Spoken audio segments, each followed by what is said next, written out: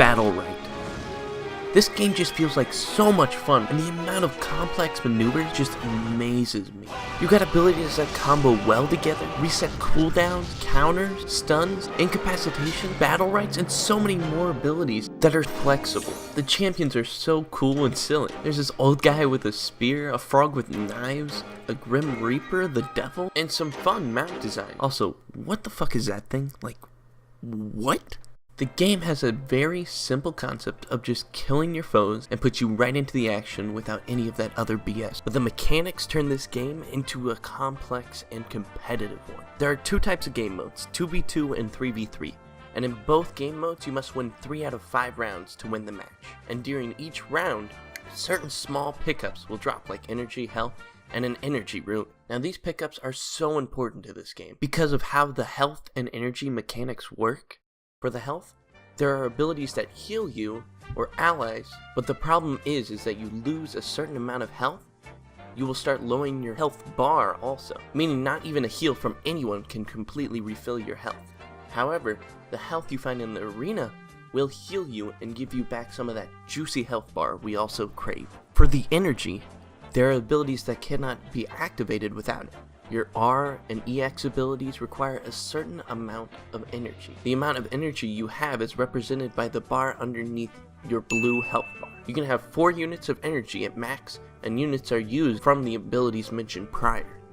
How to gain energy, you ask? What do you mean you didn't say that out loud, and I must be some sort of a mind reader?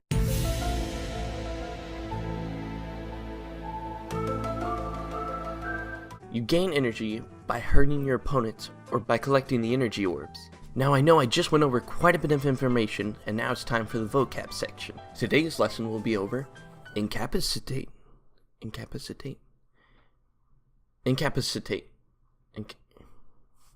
incapacitate. Certain abilities will incapacitate your enemy. When you use an incapacitate, it basically stuns them, except they can't do anything, they can't move, they can't use an ability, or get out of it in any way. But the problem is that if you attack this incapacitated enemy, they will no longer be incapacitated for the rest of the duration, so it's a good way to wait out cooldown or keep one opponent out of the fight, like the trash they are.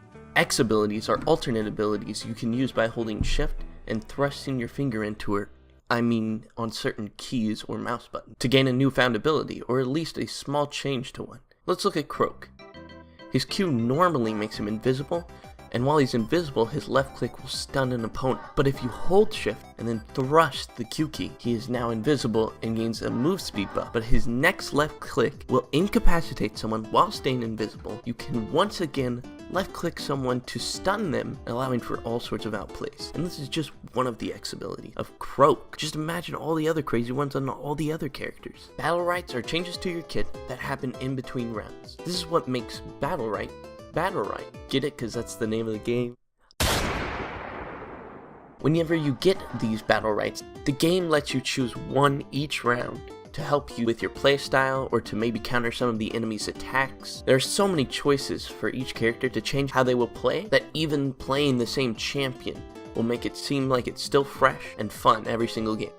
In the middle of the arena, after a brief amount of time, an orb will appear, which is the energy rune. The team that destroys it gains 50 energy and 25 health, sometimes changing the tide of battles. It's just the worst when you've been hitting the orb down to the last little bit and the enemy just hits it once and takes it all.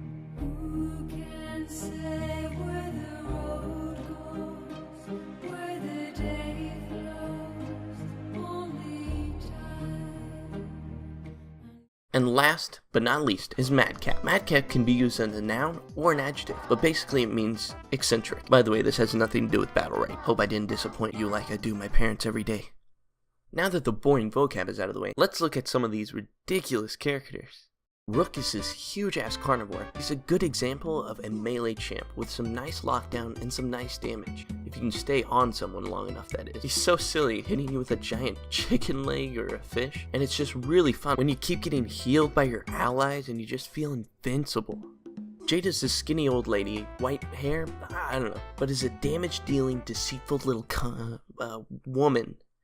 She has great mobility with an ability to go invisible and has such great damage, making her difficult to catch and very annoying. If you do manage to catch her though, you can make quick work of her as she can't attack multiple enemies as well as a single target. Pearl is a water-bending badass that thinks that she is the most important thing in the world. As a support with some nice utility, damage, and healing, she is a fun one to pick up. One of her Battlerites lets her bubble, which blocks projectiles and pushes away people. Also have her left click deal more damage and have a larger range. She has some decent escapes, so it just makes her really fun to play while also being a healer. Just crazy. The only problem I have with this game is that for new people, it just feels way too hard. I understand that whenever you start playing a new competitive game, it's not easy starting out, learning all these new difficult moves, especially in a game with only skill shots and a strong reliance on your team. And I hope that the challenge of Battlerite won't turn people off from all the other enjoyable aspects of this game, because I think when you push past its difficulty, then you can uncover a great gem. I still love this game, don't get me wrong, and with so much depth to this game, I can keep learning and improving from each match, and Battlerite makes you feel so badass whenever you do hit those combos, and the quick pace is something I love, just like in Rocket League. Now that's a great game, a video for another time. Anyways, I can't wait to sink more time into this game, and hopefully I can get good enough where I actually enjoy it for more than an hour or two at a time.